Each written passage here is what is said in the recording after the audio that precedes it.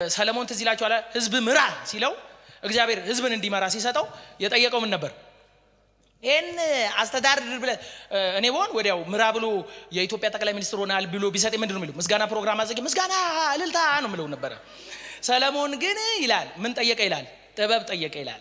እና ለትዳር ብዙ ጊዜ ፍቅር ብቻ በቂ አይደለም። ይሰማል? ትዳር የሁለት ፍቅረኛሞች ቤት አይደለም፣ የሁለት ጥበበኞች ቤት ነው። በደንብ አሜን። እና ትዳር የሚገርም እንደዚህ ይላል መጽሐፍ ቅዱስ ምሳሌ 24 ቁጥር 3 ላይ ቤት በጥበብ ይሰራል ይልና በማስተዋል ደግሞ ይጸናል ይላል። እና አንድ ቤት ቦለኬት ስላላችሁ አይሰራም። ሲሚንቶም እስከፈለገ መሶቦ ሲሚንቶ ራሱ የናንተ ቢሆን ሙገር ሲሚንቶ የናንተ ቢሆን መገንቢያው ጥበብ ከሌለ ቤቱ አይሰራም። የብዙ ሰው ፕሮብሌም እቃው አይደለም ያጣው፣ ቤቱ ያልጸናው፣ ትዳራችን ያልጸናው፣ ነገራችን ያልጸናው፣ ብዙ ነገራችን የተባለ። ስለዚህ ቤት በጥበብ ይሰራል ሲል ስለ ግንቡ ብቻ አይደለም፣ የላይፍ ዘመናችን በሙሉ የሚሰራው በጥበብ ነው። ጮክ ያለ አሜን። መንፈስ ቅዱስ አንዱ በላይፋችን ከሚሰራው ነገር አንዱና ትልቁ ነገር ጥበብ ነው የሚሰጠን። መንፈስ ቅዱስ ስሙ የጥበብ መንፈስ ነው። የሚስማማ ካለ አሜን። ቆርቆሮው፣ ጣሪያው፣ ሁሉ ነገር እቃው ሊኖር ይችላል። እና ሰው ቤት በጥበብ ይሰራ በማስተዋል ይጸናል ሲል የላይፍ ዘመን በሙሉ ነው። እና መንፈስ ቅዱስን አንዱ ሞድበት ምክንያት ጥበብ ይሰጣል። ለሞኝ ሰው፣ ለጂላንፎ ሰው፣ ማሞ በገበያ ለሆነ ሰው መንፈስ ቅዱስ ሲጠጋው ዊዝደም ይሰጠዋል። እስቲ አሜን። ስለዚህ ይሄ ትዳር ወደ ጥበበኛው ጌታ፣ ጥበብ ወደሚሰጠው ጌታ ከተጠጋ ቤቱ በማስተዋል ይመሰረታል፣ በጥበቡ ይመሰረታል፣ በማስተዋሉ ይጸናል። የጸና ቤት እስከ እድሜ እስከ ሽምግልናቸው ድረስ የጸና ይሆናል ማለት ነው። ብዙ ሰዎች ስለማይፋቀሩ አይደለም የተጣሉት፣ እየተፋቀሩ ይጣላሉ። እየተፋቀርን ችግር ይፈጠራል። ፍቅር ጎሎን ሳይሆን ማስተዳደሪያ ጥበብ ጎሎን ነው። ጥበብ ከመንፈስ ቅዱስ ብቻ የምትሰጥ ነች። ሰው ካለ አሜን ይላል። ይኸውላችሁ አንዴ ቶሎ ቶሎ ብልበልና ጥበብን ዩኒቨርሲቲ ውስጥ ልታገኙት አትችሉ። እውቀት ግን ዩኒቨርሲቲ ታገኛላችሁ። ስለ አይን ትማራለህ፣ ስለ ጆሮ ትማራለህ፣ ስለ ዩኒቨርሲቲ ትማራለህ። ኢንተሌክቹዋሊ ምናምን ሀቬንሪስ ትላለህ። ግን እኔ ብታምነኝም ባታምነኝም ማአት ጂላንፎ ሞኝ ፕሮፌሰር አውቃለሁ፣ ዶክተር አውቃለሁ። እንዴ እኚህ ሰው የምን ሆነ ነው አትሉም? አሁን በዩቲዩብ እያየን በስመ አብ ወወልድ ወመንፈስ ቅዱስ የምንላችሁ የተማሩ ሰዎች ነው አይኖኔ እያለ ዘር ከዘር የሚያጣላ ነገር ያወራል፣ ሰፈር የሚበጣብጥ ነገር ያወራል። ትንሽ የሰውዬ የማይጠበቅ ሰው አንዳንዱ ጭራሽ እያወራ አይኖ እኛ የወጣ ነው ከንቱር ውስጥ ነው ሁላ የሚል ሰው አለ። ከዛፍ ውስጥ ወጥቼ መጣው ሚላለ፣ ከጅንጀሮ መጣው። ሰው ሲማር ሞኝ ይሆን ይላል እንዴ? በእውነት እኮ ነው ማለት። ለካ ጥበብ ዩኒቨርሲቲ ውስጥ የለችም። ዕውቀት ነው ዩኒቨርሲቲ ያለው። ዕውቀት ደግሞ ጭንቅላትን ነው የምታደልበው። አየህ ጭንቅላት እንደ ጀላት ይሆናል። ጭንቅላት ትልቅ ይሆናል፣ ከስር ትከሳለ። የእግዚአብሔር ጥበብ ግን ሁለንተናዊ ነች። አንድ ሰው አሜን በላይ ሃሌሉያ። ስለዚህ እኔ ይኸውላችሁ እማቀው መንፈስ ቅዱስ የሚባል አምላክ አለ፣ ሞኞችን ጥበበኛ። እንደዚህ እኮ ነው ስትመጡ እንዲህ አልነበራችሁ ማለት ጳውሎስ። አንዳንዶቻችሁ ደካማ ናችሁ፣ አንዳንዶቻችሁ ድሃ ናችሁ፣ አንዳንዶቻችሁ ዕውቀት የለ። ግን አለ ልክ እዚህ ቤት ስትመጡ አለ መንፈስ ቅዱስ ኃያላን አደረጋችሁ። የዚህ ዓለም ሞኞችን ባለጠጎች አደረገ። የዚህ ዓለም ሞኞችን ጥበበኛ እንጂ እዚህ ቤት ተሰብስበን እኮ ይሄ እኮ የሞኝ ስብስብ አይደለም። ይሄ ቤት ሰው እንደሚመስለው አይደለም፣ የጥበበኞች ቤት ነው። መንፈስ ቅዱስ መጣ ማለት አንዘፍዝፎ ይሄዳል ማለት አይደለም። ይሄንን የ250 ወንበር እያሰበረ ይሄዳል ማለት አይደለም። እኔ ከዚህ በፊት እላለሁ በእውነት ነው ማለት ቻርች ሁሉ ጊዜ ይሄ ታውቃለች 275 ምናምን ያን የገዛሁትና መንፈስ ቅዱስ ሲመጣባቸው አንዳንድ ሰዎች ሮባጋለበር ቆዋ ያደርጋሉ። ግን ሲነሱ ብልጥ አይሆኑም፣ ሲነሱ ዋይዝ አይሆኑም። ዘሴም ናቸው ረበራ እና የሚሰጡት እንትን የሚሰብሩት 200 ምናምን ነው። እና አንዳንድ ቀን ምን እላለሁ ረበራ ሲሉ 250 ይዘሻል ማለት ጀመርኩ። መሰበሩ አይደለም ፖይንቱ። ከሰብ ያ የመጣባት መንፈስ ዋይዝ ማድረግ አለበት። ጥበብ የሚሰጥ መንፈስ ነው። እስቲ ጩሁና አሜን። አይደለም ማደግህ በነገር ሁሉ ይገለጥ አይደለም የሚለው የሚገለጥ ነው። ማደግ በሁሉ ነገር ሰው ያየዋል። በኮሙኒኬሽን ማደግ እግዚአብሔር ያሳድገናል፣ በአኗኗር ያሳድጋል፣ በሁሉ አቅጣጫ እንጂ በጸሎት ብቻ አያሳድግም። አንዳንድ ሰው ሲጸልይ ረጅም ነው፣ ሲሳደብም ረጅም ነው። እና እንደዚህ አይነት ሸፋፋ እድገት የለውም። መንፈስ ቅዱስ ሲያሳድግ በሁለንተናይ ነው። ጥበብ ይሰጣችኋል፣ ይባርካችኋል። መንፈስ ቅዱስ ጋር ይኸውላችሁ ዩኒቨርሲቲ ውስጥ አገኛለሁ ብላችሁ እንዳታስቡ። ጥበብ ዕውቀት ታገኛለህ፣ በተመደብክበት ተማር፣ ምንም ውጤታማ ነው። ጥበብ ግን ከዕውቀት ያልፋል። ከእውቀት ያልፋል። ጥበብ ምን ማለት እንደሆነ ታውቃለህ? የዚህ ቤት መብራት ማለት ነው ባጭሩ። መብራት ከሌለው እዚህ ቤት ወንበርና ሰው አትለይም፣ ሚክሰርና እንትን አትለይም። ዝም ብለህ ከሰው ስትጋጭ ነው የምትኖረው። መብራት ግን በመኖሩ ምክንያት ይሄ መቀመጫ ነው ብለን መቀመጥ ችለናል። የመብራት ዓላማ መብራት ሳይሆን ማሳየት ነው። ሃሌሉያ አሜን ካላችሁ ቶሎ ጨርሳለሁ፣ አሜን ካላላችሁ አስረዝመዋለሁ። የመብራት ዓላማ መብራት አይደለም ማሳየት ነው። የመብራት ዓላማ መብራት ከሆነ it is Christmas light ብቻ ነው የመብራት እንጂ ይሄ ያሳያል። አሜን ነው። ስለዚህ ጥበብ ማለት የት ነው የምትቀመጠው፣ ምንድነው የምትኖረው፣ ምንድነው የምትሰራው ብላ የምታሳይ የእግዚአብሔር ብርሃን ነች። አሜን እንደዛ ነው። እግዚአብሔር ሲጠራህ ራሱ ሞኞኛ መጥቻለሁ፣ ሞኞኛ እንድኖር አይፈልግም። ጂሎኛ መጥቻለሁ፣ እሱ ጋር ከደረስኩ በኋላ ግን ጂሎኛ አልወጣም። ስመጣ ሞኝ ነኝ፣ ስወጣ ብልጥ ነኝ። ስመጣ ሞኝ ነኝ፣ ስወጣ ዋይዝ ነኝ። ስመጣ ያልገባኝ ነኝ፣ ስወጣ ሌላ ሰው ነኝ። ስመጣ ደካማ ነኝ፣ ስወጣ ብርቱ ነኝ። ጮክ ያለ አሜን። አሁን እኔ ማወራው የማይገባችሁ ሰዎች በኋላ ይገባችኋል። ትንሽ ከሰማችሁኝ እላችሁ እንዲህ ልበልና ቀስ እያልኩ ወደ መጠቅለሉ እመጣለሁ። በትዳር ውስጥ እግዚአብሔር ጥበብን ካልሰጠ በስተቀር ወንድ ሌላ ፍጥረት ነው፣ ሴት ሌላ ፍጥረት ነው በራሱ ማለት ነው። አሁን አንዳንድ ጊዜ ምን ይባላል፣ ሴቶች እንትን የበላይ ናችሁ፣ ከፍ በሉ፣ እንደ አንደኛ ናችሁ፣ ምናምን ቤት አትቀመጡ፣ ወደ ውጪ ግር ብላችሁ ውጡ ምናምን የሚሉ አስተማሪዎች አሉ። ያለ እሺ ተውት። ግን እኔ ሁሌ ምን እላለሁ መሰለህ፣ መወዳደር አንችልም። እኛ የተለያየ ፍጥረቶች ነን። ወንድ ከሴት ሴት ከወንድ የሚበልጥበት አትሞስፌር አይደለም ያለው። ይሄ ፑልፒትና ይሄን ማይክ ማወዳደር አይቻልም። ኔቸራቸውም የተለያየ ነው፣ ስራቸውም የተለያየ። ሴቶች ለምሳሌ ጡት አላቸው፣ እኛ ምን የለንም፣ ጡት የለንም። ሴቶች ማህፀን አላቸው፣ እኛ ማህፀን የለንም፣ ሆድ ብቻ ነው ያለን። አሁን ማህፀን የሌለ ሰውዬና ማህፀን ያላት ሴት እንዴት ይወዳደራል? ፋንክሽናችን ልዩ ነው፣ እንግሊሽ ላንጉዌጅ። ስለዚህ እየተወዳደራችሁ መሞት የለብህም። ግን ጥበበኛ መንፈስ ግን ሲመጣ እንደ ቃሉ እንደ ምሪቱ ቤትን ታኖራለህ። ለዚህ ነው ቤት ውስጥ ሁሉ ጊዜ ሁለት ራስ ይሆንና ከዛ በኋላ ሆረር ይመጣል። ከዊዝደም ውጭ የሆኑ ቤቶች ሁሌ የሆረር ቤት ናቸው። ሚስትየውም ራስ ነች፣ ባልየውም ራስ ነው። ፋይናሊ it becomes horror። ጥበብ ግን ሲሰጥ ቤቱ የደስታ ቤት፣ ገነት የደን ገነት ይሆናል። በደንብ አሜን። ስለዚህ ጥበብ የሚሰጠው እግዚአብሔር ነው፣ ክርስቶስ ነው። የእግዚአብሔር ጥበብ ክርስቶስ ነው። ክርስቶስ በሌለበት ቦታ ጥበብ አትገኝም። ብታምኑ ባታምኑ እግዚአብሔርን መፍራት የጥበብ ሁሉ ምንድነው? መጀመሪያ ነው። ሰው ብዙ ነገር መፈለግ ያውቃል። ብር እንዴት እንደሚፈለግ ያውቃል። ዲፕሎም እንዴት እንደሚያዝ ያውቃል። ውጭ ሀገር እንዴት እንደሚወጣ ያውቃል። በሱዳን በኩል እንዴት እንደሚሄድ ያውቃል። በቡርኪና ፋሶ ያውቃል። ሁሉንም ያውቃል። ጥበብን ግን የሚፈልግ የለም። መጽሐፍ ቅዱስ እንደውም ኢዮብ ላይ ምን ይላል? ይገርማል ይላል እኮ ሰው ወርቅን ፈልጎ ያገኛል፣ እንቁን ፈልጎ ያገኛል፣ ጥበብን ግን የሚፈልግ የለም አለ። ወተቻለ ነው። ለዚህ እኮ ነው አሁን እንትን ውጭ ሀገር ስታዩ ምን ይባላል መሰለህ? የዚህ የምዕራባውያኑ ሀብት ያለው እዚህ ውስጥ ነው ይባላል። ጭንቅላታችን ውስጥ ነው ያለው። ለዚህ ነው ከዚህ ትንሽ ነገር ይገዙና በትልልቅ ብር ይልኩላል መልሰቱ። አሁን ጉቺ ቦርሳ ሲል ውድ አይደለም፣ በሬው ግን ከዚህ ነው ሄዱ። በትንሽ ብር በሬውን ገዝተው ጉቺ ፑቺ ብለው ሲልኩ ፑቺ ነው ብላ ሚጥጥዬ 3 በሬ የሚገዛ ቦርሳ እንትን። ለምን? እነሱ በሬ የላቸውም፣ ዕውቀት ነው ያላቸው። ኢዚ ክሊር። እግዚአብሔር ከከፈተ አእምሮአችንን ይክፈተው። አሜን። ተመልከት፣ እነሱ ትንሽ ነገር ነው ከኛ የሚወስዱት፣ በብዙ ብር ይመልሱልናል እኮ አይደለም እንዴ? ለምን? ጭንቅላታቸው ውስጥ ነው ሀብቱ ያለው። አረቦቹ ደግሞ ይባላል መሬት ውስጥ ነው ይባላል ሀብታቸው፣ ነዳጅ ነው። አፍሪካውያንስ ጉልበት ውስጥ ነው ይባላል። ለዚህ ነው ሩጫ፣ ቦክስ ምናምን እንዴ። እውነቴን የምልህ እጮኛ አጠያያቃችን ከእንድየ ውጪ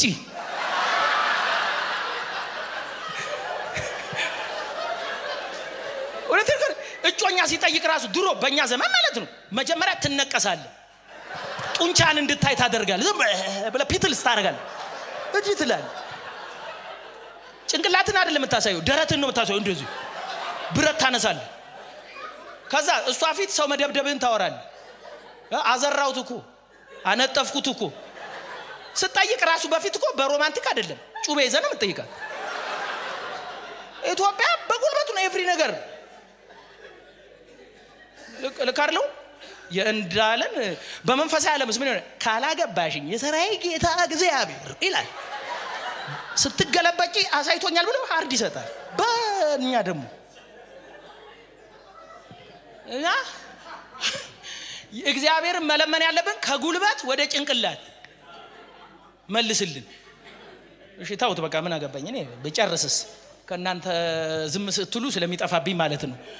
ስለዚህ ነገሮቻችንን በጥበብ እንደዚህ ያለ እግዚአብሔር ጥበብ ካልሰጠ ቤት አይሰራም። ትዳር ስላለ አይቀጥልም፣ ሴት ስላለች አይቀጥልም፣ ወንድ ስላለ አይቀጥልም፣ ልጅ ስላለ አይቀጥልም። እግዚአብሔር ከባረከን በጥበብ ይባርከን። ጥበብ ደግሞ የእግዚአብሔር ጥበብ ተብሎ ስሙ የተጠራ ክርስቶስ ነው። ወደ የኔ እናቱ ሌላለው በእውነቴ ነው ላችሁ አንድ አሮጊት አሉና ማማጥሩ ይባሉ እንዴት ላይ የጴንጤ ማህይም የለውም ትላለች ብዙ ጊዜ። ለምንድን ነው የጴንጤ ማህይም የለ? ሴትዮዋ ስብሰባ ላይ የሚናገሩት ነገር ደስ ይላል። በቃ አልተማሩም እኮ ግን ያስታርቃል። የሚናገሩት ፍቅር ያመጣል። ተምረው አይደለም አሮጊት ናቸው። ማንበብና መጻፍ የማይችል የሚል ተለጥፏል ቤታቸው ላይ። ሴትዮዋ ግን የእግዚአብሔር ጥበብ ውስጣቸው ስላለ ሰው ያስታርቃሉ፣ ፍቅር ያመጣሉ። ኦሮሞ፣ ትግሬ፣ ሀደሬ፣ በርበሬ የሚል አስተሳሰብ የላቸው። እኛ ሀገር ገና ነው እኮ አሁን የተማረ የሚባለው እኛ ኦሮሞ ጴንጤው ማለት ነው እኮ እኛ ኦሮሞ፣ እኛ ሀደሬ፣ እኛ ትግሬ፣ እኛ በርበሬ ይላል። እዚህ ቤትም ትግሬ፣ እዚህ ቤትም ኦሮሞ የለም እኮ። ኦሮሞ ትግሬ አይደለም ወንድ ሴት የለም ይላል። እዚህ ቤት ከገባህ ጀምሮ ስለ ዘር የምታስበው አስተሳሰብ ይቀየራል። የተማርኩ የሚለው ሰው እንኳን ስለ ሰው ያለው ግምት እንደዛው ነው፣ ስለ ብር ያለው ግምት እንደዛው ነው። ስለዚህ ጥበብ ትምህርት ቤት ውስጥ አይደለም ያለችው፣ ጥበብ እግዚአብሔር ዘንድ ነች። ከልጅነታችሁ እግዚአብሔር ከባረካችሁ በጥበብ ይባርካችሁ። ለስራ በሚሆን ጥበብ፣ ለንግድ በሚሆን ጥበብ። እስቲ አሜን። መጽሐፍ ቅዱስ እንዲህ ይላል፣ ጥበበኛ ሴት እንደ ነጋዴ መርከብ ናት ይላል። አየ እንጂ እንደ ጦር መርከብ ናት አይልም።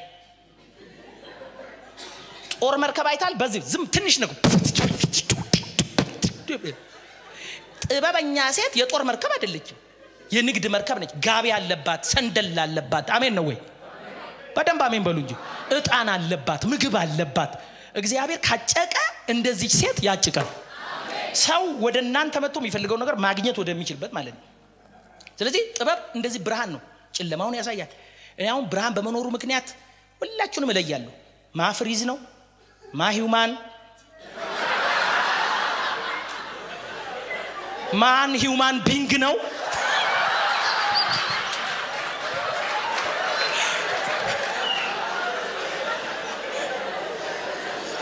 እናንተ እኮ የተማራችሁ ናችሁ። ማራ ሰበራ ነው እለያለሁ በብርሃን ምክንያት። ብርሃን ከሌለስ ሴቱን ወንዲውን ጨለማ እንትኑን ጺም ይኑረው ሽበት ይኑረው አትለይም። ሙሽሮችን እንደዚህ ማየት አንችልም። ነጭ ትልበስ ምን ትልበስ አናውቅም። ብርሃን በመኖር ስለዚህ ላይፋችን ውስጥ ኢምፖርታንት ቲንግ ሰው መጸለይ ያለበት ብዬ ማሰበው ጥበብ ስጠኝ፣ ልጆችን የማሳድግበት ጥበብ ስጠኝ። አሜን። ያዕቆብ 5 ደስ የሚለኝ ቃል ማንም ጥበብ ቢጎድለው አለ በልግስና የሚሰጥ አባት አለን አለ። ሳይነቅፍ ነው የሚሰጠን አለ። እሱን ይጠይቅ እሱ ይሰጠዋል። ለምን አሜን አትሉ? እግዚአብሔር ጥበብ ይሰጣችኋል። በአገልግሎት በማንኛውም መንገድ ጥበብ ይሰጣል። በልግስና ሰው ነቅፎ ነው ጥበብ የሚሰጥ።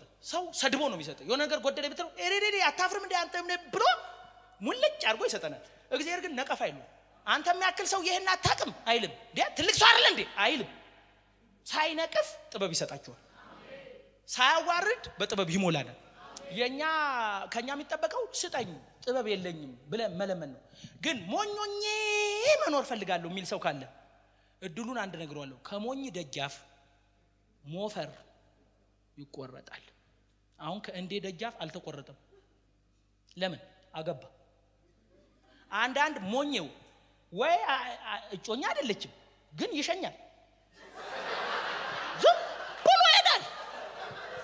40 ቁጥር የነበረው ጫማ በመሄድ ብዛት 46 ሆኗል። ይረዝማል። ኢላስቲሲቲ ይባላል በኬሚስትሪ። ይረዝማል ጫማው።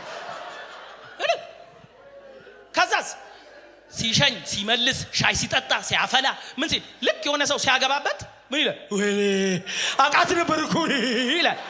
ከተቆረጠ በኋላ ይባንናል ማለት ነው። ይሄ የሞኝ መንፈስ ነው። እድል ፋንታ ከበር ላይ አይቆረጥም። የመማር እድል፣ የማገልገል እድል፣ ስንት ሰው እድል አለው እኮ የማገልገል። ስንት ሰው የመስበክ እድል አለው፣ የመጸለይ እድል አለው። ኤቭሪ እድል ከደጃፉ ላይ ወሰደ። ሞኝ በመሆኑ ምክንያት ንቆ እንጨት ሞፈሩን እንደ እንጨት ያያል። እይታው ትክክል አይደለም። እድሉን እንደ ወርቅ ማየት ያለበትን እድል እንደ ዕቃ ያያል፣ እንደ ቆርኪ ያያል። ከደጃፉ ይቆረጣል። ዛሬ በኢየሱስ ስም ሞኝነት ከኛ ህይወት የተሰበረ ይሁን። እድል አያመልጠን። ኤቭሪ ድል እንጠቀምበታለን። ስለዚህ በአግባብ ስንጠቀም ከደጃችን ያለ ቻንስ አይደለም። ስለዚህ ነው ምን ይባላል መሰለኝ የሞኝ ቁስል ከንፈሩ ላይ ነው ይባላል። ባይዙ አይናገሯትም እንጂ ሞኝ ሰዎች እድላቸው ከተበላ በኋላ ምን ይላል? ሰው ማስቲካ ሲያኝክ እሱ ከንፈር ያኝካል። ተበላው ሲል ይኖራል። ከንፈራቸው ላይ ቁስል ስታው ማለት አይደለም፣ በህሊናቸው ውስጥ የጸጸት ላይፍ ስለሚኖሩ ብዙ ቻንስ ስለሚያስበሉ ይነክሳሉ ይላሉ። ሞኝ ቁስል ጭንቅላት ውስጥ አይደል ከንፈሩ ላይ ነው። ሲያገባ ይናደዳል፣ ሲወልድ ይናደዳል። በስተት ነው የፍሪ ነገር የሚያደርገው፣ በዊዝደም አይደለም። ብዙ ቻንሱን አስቆርጧል። የመማር ቻንስ እኔ የመማር ቻንስን አስቆርጬ ነበር። መቼ እናቴ አጥና ስትለኝ እኔ ውሽንፍር የሚል መጽሐፍ አነባለሁ ከስር። እናቴን ሸጉዳታለሁ እዚህ ላይ ገልጬልህ ውሽንፍር ከስር አነባለሁ። ከዛ ሰመመን ሳልመን ስል መጨረሻ በቃ ከዛስ በነፃ መማር እድሌን ወደ ማታ አዘዋወርኩት። የማታ ትምህርት ቤት ገባው። እዚህ ምንድነው ኤስኦኤስ የሚባል ትልቅ ሰው ኮንኩ በኋላ በጣም ነው የሚያስጠላው። እኔ አገር ሰላም ነው ብዬ በማታ በኢየሱስም እያልኩ ስገባል አባባ ከለሉኝ ሲል አይደብርም? ቀን በነፃ ተማር ተከብረ ተማር ስትባል እንትንን ካስበላ በኋላ አባባ ከለሉኝ የሚባል ላይፍ ውስጥ ገባው ማለት። ልጅ ሆኜ ግን እናት እኮ ስትለምነኝ ነው አቋርጬ እኮ ነው።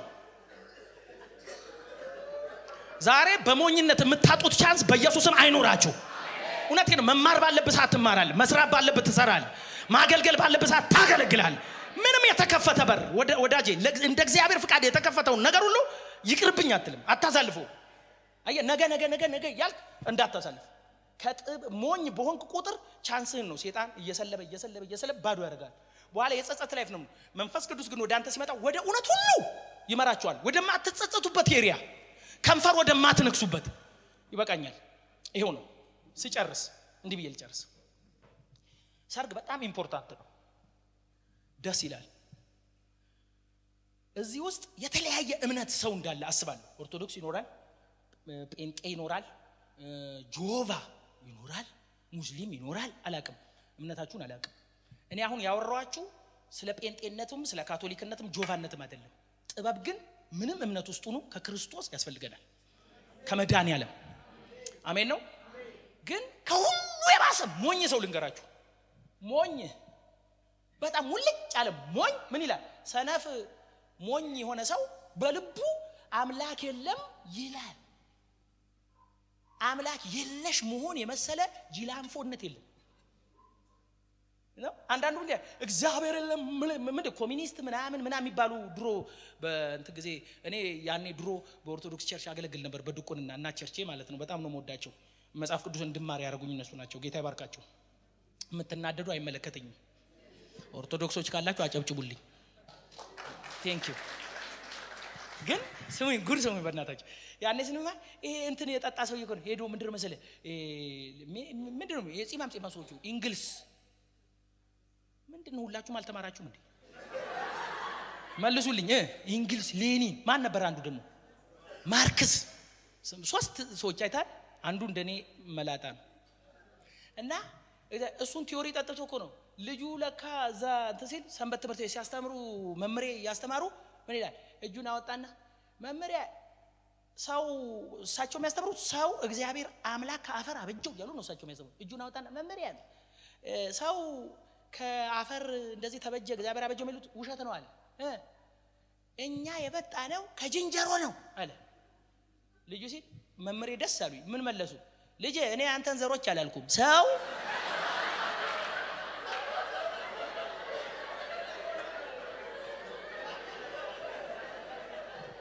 እና ወንድሜ በራስ ጊዜ ያንተን ዘር ጅንጀሮ አታርክ። እኛ በእግዚአብሔር መልክና በእግዚአብሔር ሐምሳል ተፈጥረን በኤደን ገነት እግዚአብሔር በክብር ያስቀመጠን ሰዎች ነን። ከዛ በኋላ ስሙኝ በደም እግዚአብሔር ያንን መልክ ሰው ላይ ሲያስቀምጥ ሰይጣን ተበሳጨ።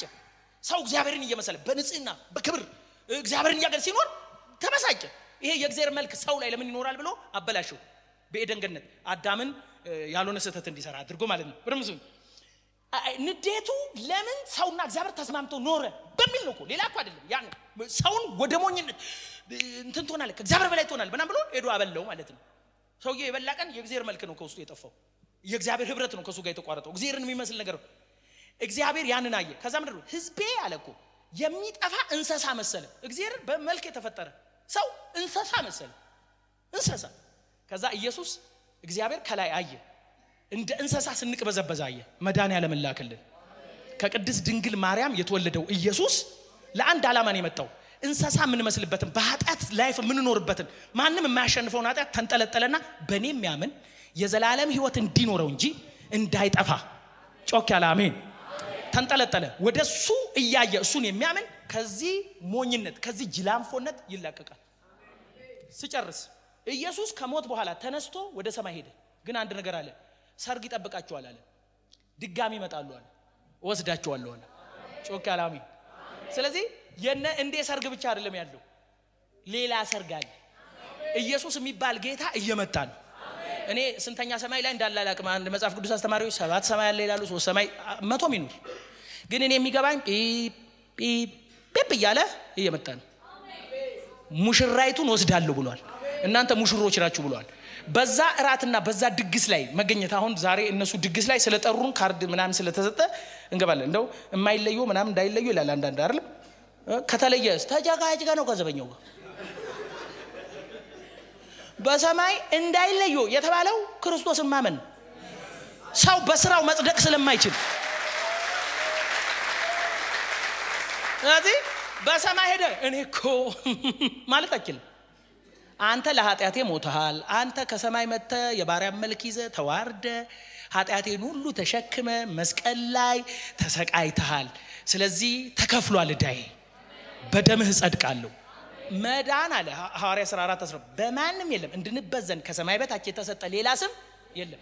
እኔ ቸርች እያስተማርኩ ነው ስለ መዳንና አንድ ነገር ነገርኳችሁ። ይኸውልህ የፈለገ መቶ ላም ቢኖርህ ሚሊዮን ላም ቢኖርህ እንቁላል ብትል ከመቶ ላም እንቁላል የለም። መዳንን ከማይገኝበት ቦታ መጠበቅ አይቻልም። ሰው በስራው ሊጸድቅ ሊድን ከባድ ነው። ምንም ኃጢአት አልሰራም ብለህ ተሸፋፍነ ብተኛ የሆነች ነገር ጥቅ ትላለች። ገብቷል አይደል? ስለዚህ ሰው በስራው መጽደቅ ስለማይችል ኢየሱስ መስቀል ላይ ሰራ። በማመን እንዲያው በነፃ እንዲያው በጸጋ ይጸድቃሉ። በቃ ስለዚህ የመጨረሻ የኔ ጥሪ እንደ ሰርግ ላይ ብንቀርብ ምን ያመጣል? እንዴ ከመቀየም ውጪ ይላል መንገድ ላይ እንዳላያችሁ ላጥ ይላል። ከመቀየም ውጪ በላይ ግን እስቲ እንትን በል ኢየሱስን ሳትቀበል ሙት። ኢየሱስ ጌታዬ ነው ሳትል ሞታል። መድኃኒዓለም አማኑኤል ሳትል ሙት። እስቲ በላይ መግባት የለም። የጥሪ ካርድ ይዛል እንዳይለይ ተብለሃል። ተለይቷል። ወደ ቤት ትሄዳለህ። አለቅ። እንደ ምድሩ ዘበኛ እንኳን ተለማምጠን እንትን አንጥሩልኝ አይባልም። ሙሽራውን ጥሩልኝ እኔ እኮ የሙሽራው አገስት ነኝ ማለት አይቻልም። ሚካኤል ገብርኤል ቀልድ አያውቁልም። በኩርኩም ወደ ቤት።